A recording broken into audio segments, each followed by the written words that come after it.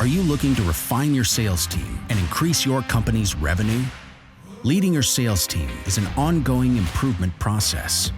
Join Harry Newhan from Eric Lofholm International as he interviews top sales managers in the world. Discover the best practices that rocket them and their teams towards success. Boost your recruitment, motivation, and training techniques, leading you to build a top-producing, synergetic sales team. Welcome to CSI for Sales Managers.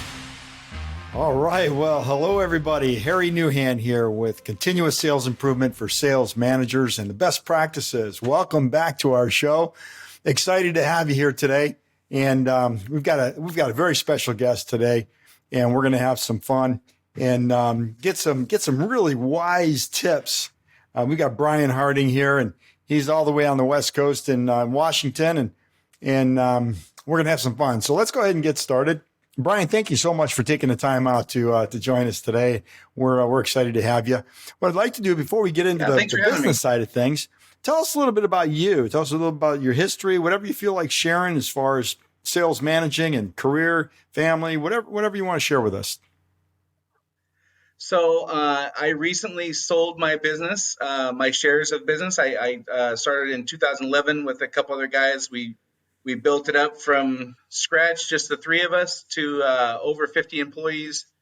And I sold that, and I started a business coaching business about a year and a half ago, but I got real serious about that this year.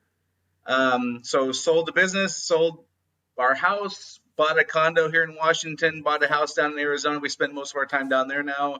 My wife and I, all of our kids are grown. So it's just her and I for the most part now. And life is good. And we're on to the next phase. Wow, living the American dream, starting from scratch, building it up. Congratulations. That's exciting. Thank you. Wow. So having 50 employees and being a co-owner of a company, you obviously have got some management experience at many different levels. Let's we'll focus it to the sales side of it. And let's go with our first question here.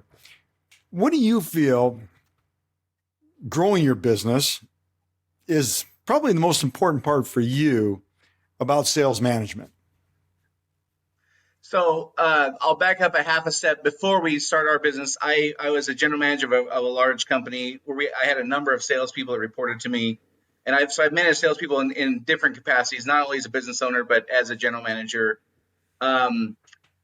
I think that there's three most important things, but I'll tell you the one that I think that people miss the most, sales managers, that is making sure that the salesperson's goals are aligned with the organizations, with the teams, with the manager, whatever. I think that managers, by and large, including sales managers, do things like this. They'll walk into a meeting, there'll be 5 or 6 people on the team, or even 2 or 3 or 1 or whatever, and let's say, here's our new initiative. Here's what we're going to do. Any questions? Nope. Okay, let's go. And they call that quote unquote training, right? And then fast forward 8 days later, and they're pissed because something didn't go the way they wanted to, right?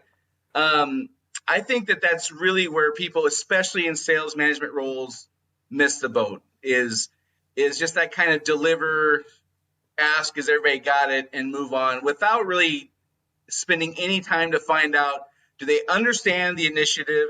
Do they understand the goals? Do they agree with them? Because if they understand what you want, they don't agree that's possible, it's all a waste of time, right?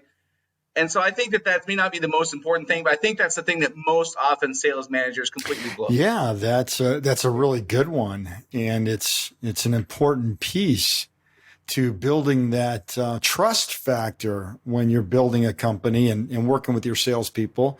And how many salespeople do you know that will actually say, no, I don't understand it. Can you explain it again? They just go out there and they try to implement it. And then there's that creates that friction because you're expecting one thing and they're delivering another thing. Yeah. So what I would do is I would first of all, I wouldn't deliver things as a directive unless I absolutely had to. I would prefer to ask questions. Most times the answers are pretty self-evident. we got to fix this problem. How do you think we should do it? Their answers are almost always going to be the same as what I would say. And we'll kind of get into that later on as well. But at least having them repeat back what they heard me say. Let's just start with that. Do they understand what I said, and not get them to not put them in that compromising spot like you were talking about, where they have to look foolish or whatever by saying I don't get it, but giving them an opportunity to say, here's what I heard you say, and are we in alignment or not? Let's just start with that, right? No. So that'll take us right into the next question. That's really good. And that's, what do you feel the best practices for training your people to learn the things that you're talking about, that you expect, the expectations, setting those realistic expectations. So let's talk about your best training ideas. Well, again, my idea of training is where I do it the least amount of giving directives, making statements as possible, right? So I want to ask questions. Here's the problem. How do you think we can solve it? Again, the majority of the time, the answers are self-evident, right? We got to shore up our close percentage, or we got to get more proposals written, or they're not far-fetched ideas usually that are. These are not usually ideas. I had some grand brainstorming session over the weekend and solved all the company's problems, right? They're almost always pretty self-evident. These are probably pretty sophisticated and smart salespeople you're dealing with. They're going to know what the answers are. So when I can ask a question and say, how do you think we solve this problem? And they have the answer. First of all, they get credit for having the answer. That's fantastic. Let's give them the credit. And I think that for managers of all sorts, including sales managers, where we put that saying, kind of leave your ego at the door. This is what we're talking about. Let them be the hero. If you want them to perform, let them be the hero. Give them all the credit. Let them come up with the solution. Not only are they happy that they look like a hero in front of the group if it's a group meeting, or just in front of their boss if it's a one-on-one meeting, but they're certainly going to be more committed to an idea or an initiative or a project that they came up with, right? They're just going to be inherently more interested in accomplishing this if it was their idea. The goals and requirements are almost always going to be pretty self-evident. And if they're not, if they throw out something like we need to raise our close rate by 10%, and I'm thinking we got to raise it by 20%, at least I know that's where the disconnect is. I can have a conversation about that where I wouldn't have that opportunity if I just came rolled out and said we're going to do this 20% increase on close rate, and everybody got it. Walk out the door, and they're like, "There's no way in hell I can do that, right?" I want to know where the disconnects are, so I want to ask questions. I want to get them talking. If they're on board with me, they're committed because it's their idea. If they're not on board, I can identify where those gaps and disconnects are. And then the next thing is, which is probably the most important, that again I think a lot of folks drop the ball on, is once we've agreed upon the goals, the initiatives, the requirements, the quotas, whatever it is this question: how do you want me to handle this if we don't hit our goal? And stop talking, right? And not say, should I do this or should I do that? Or just stop talking. How do you think I should handle this if we don't hit our goal? And let that awkward silence sit there for a minute and see what they say. Now, most people, over 80%, are going to say something like, well, just tell me. Or just let me know I'm not performing or whatever. And again, 80% of people plus are going to say that, and 100% of them are lying. They're all lying when they say that, right? The good news is when we do with that and we say, okay, well, hey, I talked to you on Monday, we rolled this out. We're not hitting our goals. You said I should mention it to you. It can only go one of two ways. Either they're going to respond positively or they're not. So we might as well get out in front of that when we have the conversation with them in the training and go, okay, you say I should tell you about it. I'll do that. That can only go one of two ways. Either you're going to respond positively, in which case problem solved, or you're not, in which case problem's not solved. What do I do if you don't respond favorably when I bring it to your attention? And that's really where they give you the answer you need to hold them accountable. So this is really exciting. These are really good tips here. The first one, involving them in on the solution so that they get the kudos and the credit. That's awesome. Even if you know the answer, but you're letting them come up with the answer and in front of everybody, in front of their peers. That's really cool. And then the same thing on the number 3 there, the third point, you're letting them dictate any potential repercussions for them not meeting their goals. So they're actually giving you the solution, which is something you can come back with. Yeah. Now I'm a firm believer in balance, Sure. right? For every stick, you have to have a carrot, Yeah. right? So I asked them both, like, if you hit the goal, what do you think an appropriate response for me is? Or what do you think an appropriate incentive is? Or again, sometimes these are self-evident. They're going to say, well, I'm already going to get my commission. That's it. Okay, great. Sometimes they're going to say, hey, I want the first parking stall out in front of the building. What do I care? Give it to them, right? If it's something within my control or whatever. But we also find out in those instances what's really driving them, what's motivating them. It may not be the money. It may not be the accolades. One of the things that sales managers assume is like many managers, but I think more so sales managers is that what motivates the manager is what motivates the team, and that's not always the case. And these kinds of conversations allow us to find out what's driving these people. What's the carrot if you nail it, and what should I do if you don't nail it? And we fall behind. This is good. Having that incentive, like you said, to reach that. Most people, I think there's many studies done that money is not the number one motivator. It's like 4 or 5 on the list. Yeah, it's usually somewhere between 5 and 7. There you go. So let's talk about, since you brought that up, what do you feel is your most successful motivating idea? How did you motivate your people to perform, to stretch, to reach a higher goal than what they may have thought was possible for themselves? Yeah, I have a saying, and the saying with managing people is in all capacities, but especially in sales. In sales, you're oftentimes dealing with a bigger ego than your average operations person or accounting person or whatever. By nature, people in sales have a bigger ego oftentimes. But this is kind of my strategy across the board, but especially in sales, is my job as the manager is to identify what's in it for them to do what I need them to do. And I do that by asking questions like we talked about a while ago. It's not going to be the same for everybody. Certainly for some salespeople, money is the driver. There's no question. But money is not always the driver. And if money is a driver, there's probably something else that's probably equal. It could be their ego. It could be, just a sense of accomplishment. It could be proving their dad wrong, who thought that they would never make it in life. Who knows what it is, right? But my job is to figure out what that thing is and incorporate that in every initiative I roll out. Every training I do is to identify for each individual salesperson. If I have a team of 8, then I got 8 times the homework. What is in it for each one of these people to do what I need them to do to make the company successful? And if I can't tell you what that is, how could I possibly hope to motivate them? So you have a team of 8 or 9 that seems like it would work. But when you're dealing with 50, do you have an overall? Well, I'm sure all 50 of them weren't salespeople, but do you have like not only personal stretches or motivating things, but did you have a team or a group carrot, shall we say, or incentive? So if you got one guy in a group, he wins in first place, but he may come in third out of the whole team. Do you do anything like that? Well, with 50 employees, what we had was a structure where we had managers and supervisors and leads and things like that. And my job was to teach them how to do this stuff with their teams. So they would report to me and their teams would report to them. And we basically did the same thing in kind of a tiered structure. But what I will say that was universal for most of our revenue producing people is publishing the numbers you want to be good, the numbers you care about. Like there's an old saying, you have to inspect what you expect, right?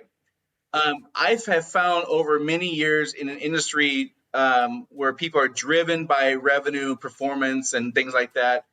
When you publish those numbers, the ones you care about, whether it's revenue or close rate or upsell rate, dollar per ticket, whatever the metrics you care about, when you publish those and you rank those according to performance, people, they don't always all noticeably go look at the numbers, but they will find a way to go find the numbers, right?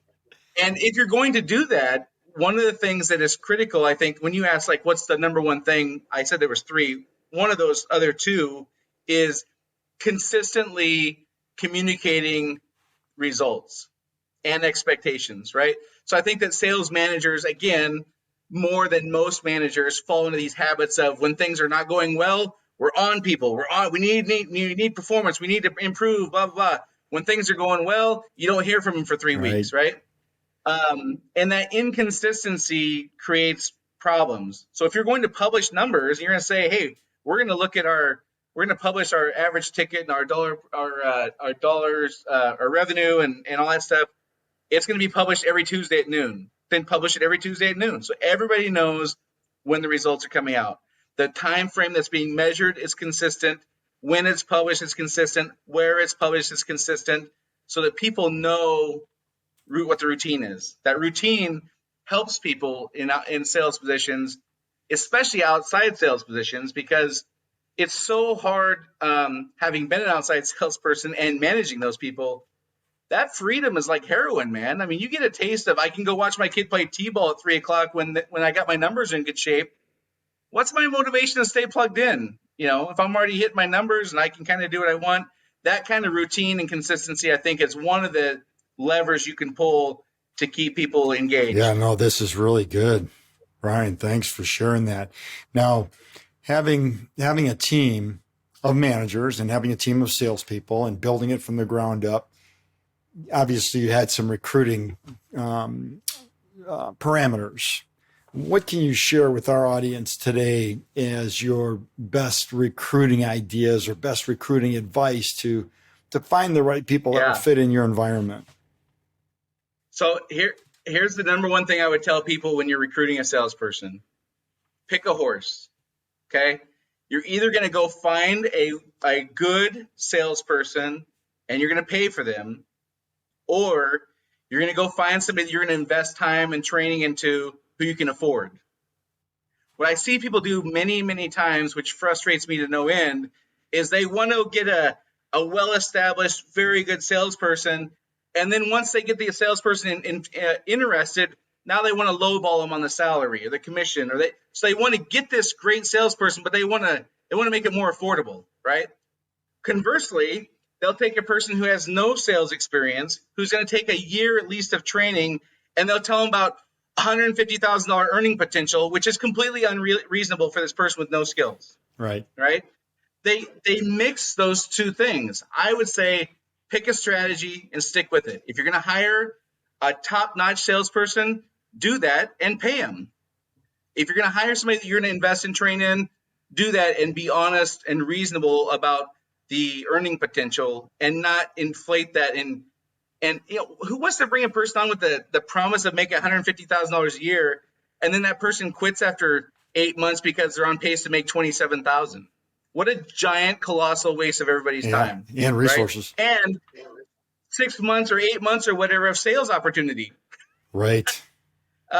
Conversely, if you're going to say you want to go get a good top-notch salesperson, why would you do that and then start off this relationship with that person by lowballing them by $20,000 or $30,000 on their earnings? Why would you do that? Like, what's the next step from there? Like, how do you recover from that?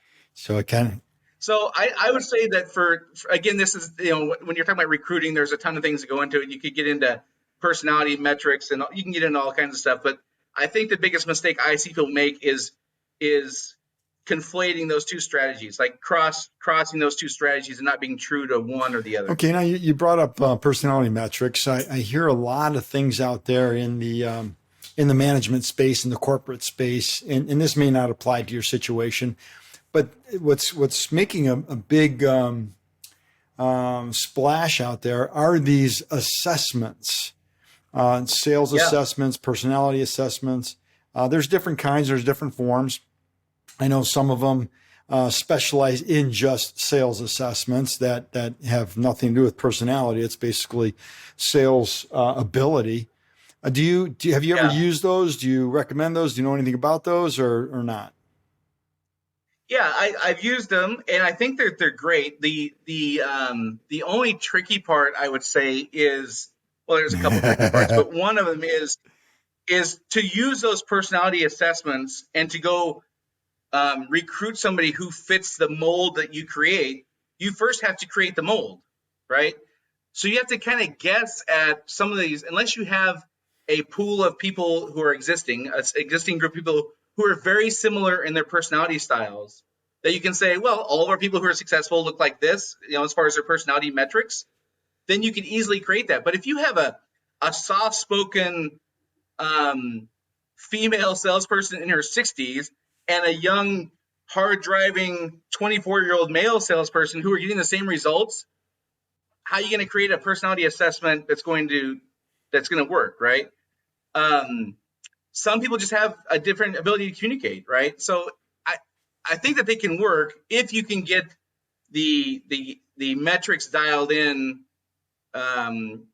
Yeah, we're actually that's not always easy. Yeah, we're to actually do. looking at a company that we're actually going through the certification process. They specialize in just sales assessment, sales ability, sales metrics. Has nothing to do with personality. So it could be a 60-year-old soft-spoken person, but if they have the qualities and capabilities to be a dynamic salesperson, this assessment would figure that out. And there's some out there that have such a high accuracy results and a proven track record. So that's what we're looking at. But that's good. That's a good idea and good suggestion that you have there.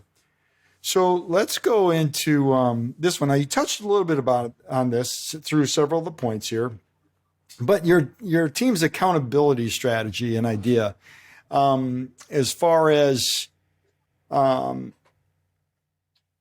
dealing with so many people, and some of them are really good, some of them are onboarding, some of them are growing in your business. What is the best accountability strategy? Is it the communication you were talking about and letting them kind of dictate what's going to work for them, what their numbers are, or do you have others? Well, for me, there's two dramatically different strategies. One is I have certain things that are just deal breakers, right? Say things that include, our harassment policy and safety and things like that. And a sales manager may have some deal breakers that these are just baseline. To be employed here, you have to do X, right? With those things, I'm a dictator. I'm just an authoritarian who says, here's the way it is. And if you don't like it, then you need to go work at Brand X and save us both a bunch of time, right? Those kinds of things for me need to be less than 10% of the overall things I talk about, right? 90% of the time, I need to be the coach. I need to help them help me identify what reasonable goals and milestones are for them.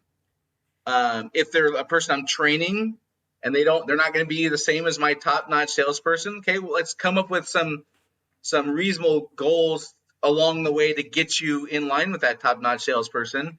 And again, I want them to speak first. I want to know what they really believe their reasonable goals are that they can attain, not listen to my numbers and then nod their head and walk away going, there's no way in the world I can ever do that, right? So for me, the second strategy is the one I use way more often, which is, what do you think is reasonable? And again, my goal here is to figure out if I think a 90% close rate is reasonable and they think a 30% close rate is reasonable, that's a 60% difference, right? That's a conversation, okay? Versus they think a 90% close rate is reasonable, but they don't think they can do it. That's a whole different conversation. And if I have the wrong conversation about why they're not hitting 90%, I completely waste my time and theirs, right? So I need to get them speaking about what they think is reasonable and what they think they can accomplish and how they're going to go about doing it. Like, are they going to increase their proposals? Are they going to increase their appointments? Are they going to write, estimates for higher dollar amounts? Like what is their plan?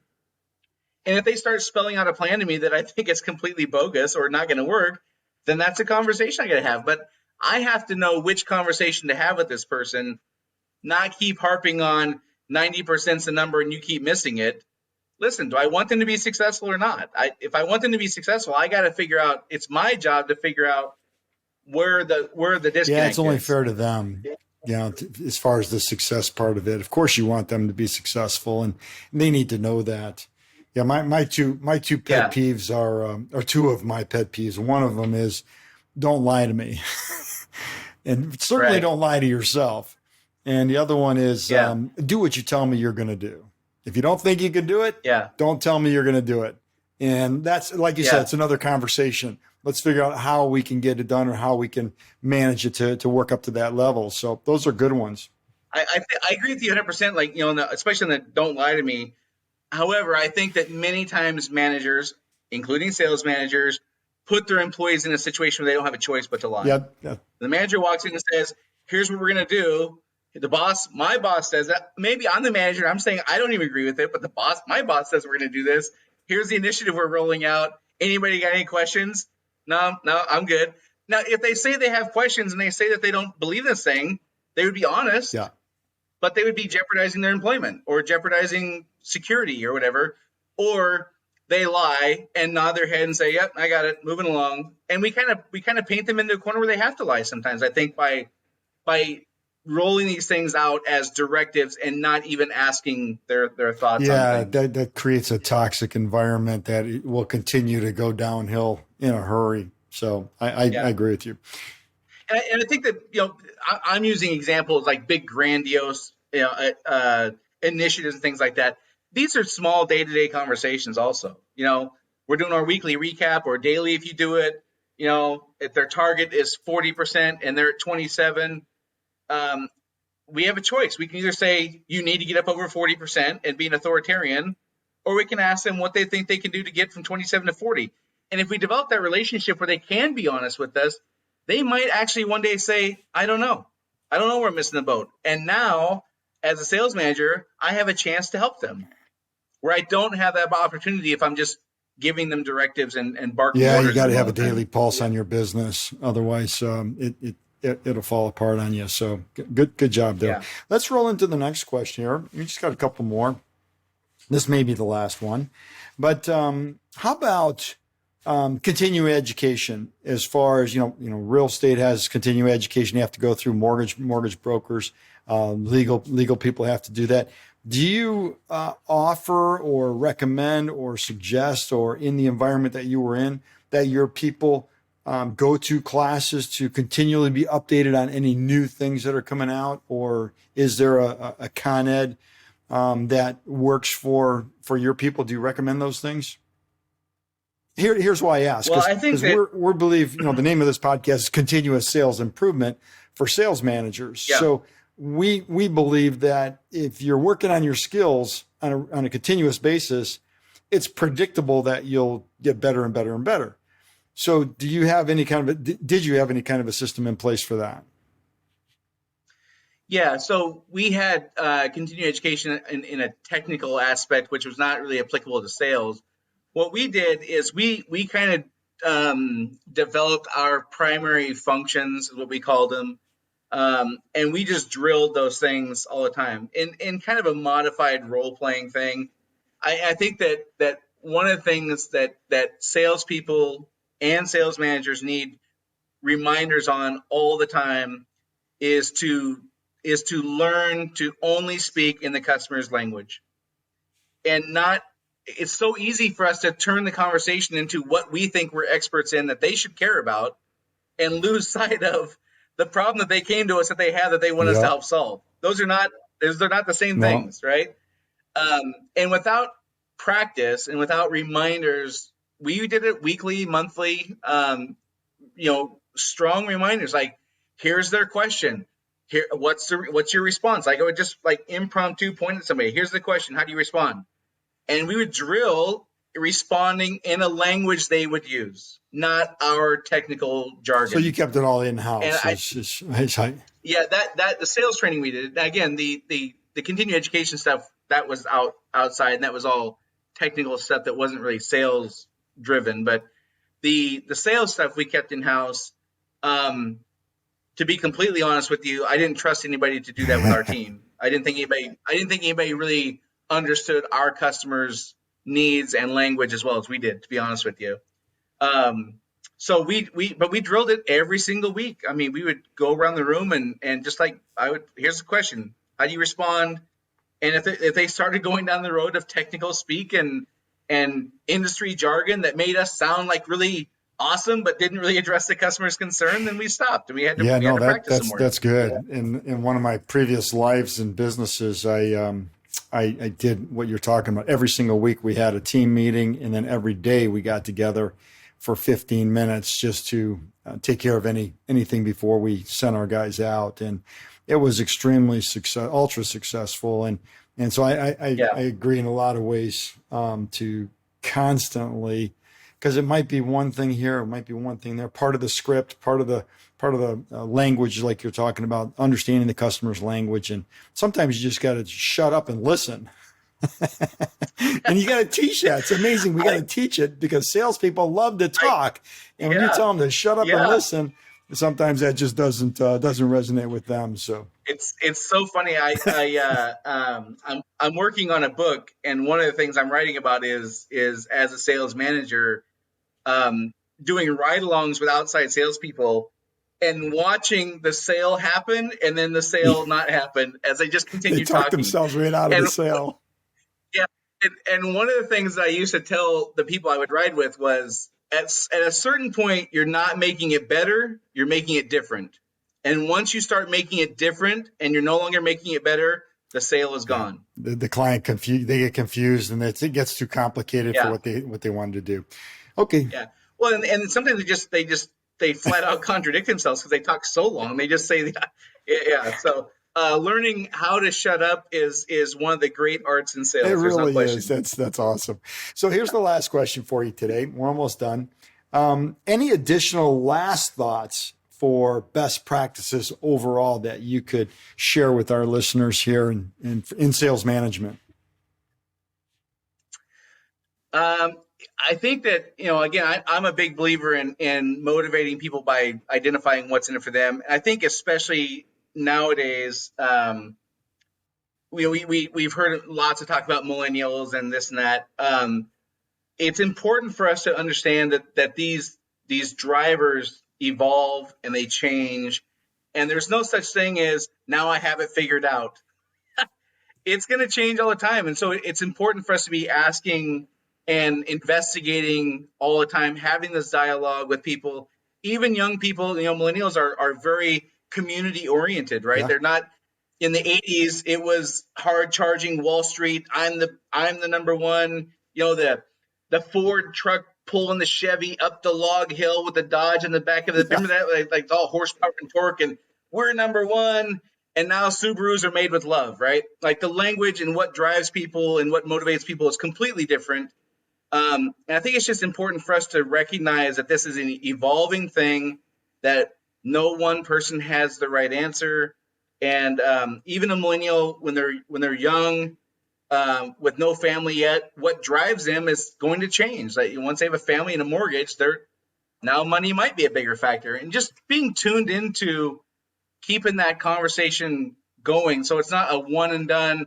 On day 3 of employment as part of onboarding, I'm going to spend 2 hours and figure out what drives you, and then I've checked that box for the next 20 years. That's not the way it works. This is an ongoing conversation.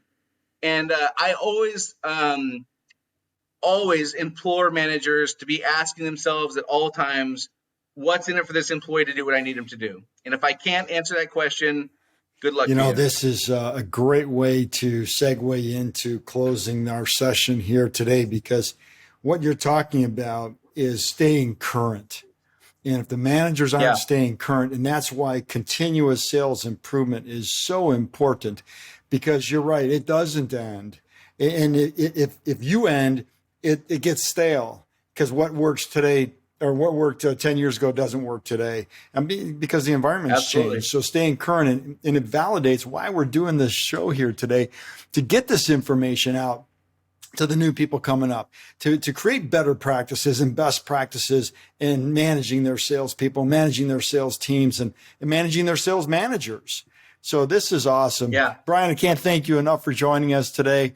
For our audience, I'm sure I got some golden nuggets out of this. So this is fantastic. And we're going to sign off here. Continuous sales improvement for sales managers, best practices. So thanks everybody for joining in, for listening in today, for logging in and being a part of our show. Next Tuesday, we're going to have another one. So you're going to be able to get this here and see us every single Tuesday. We're consistent. Would love to have you subscribe so you get the notification every single week. All right, everybody. Thanks. Have a great day. Talk to you next week. Bye now. Thank you so much for listening. Be sure to subscribe to get notified of the latest episode. Also, to learn more about improving your sales team, visit continuoussalesimprovementforteams.com. See you in the next episode and have a great day.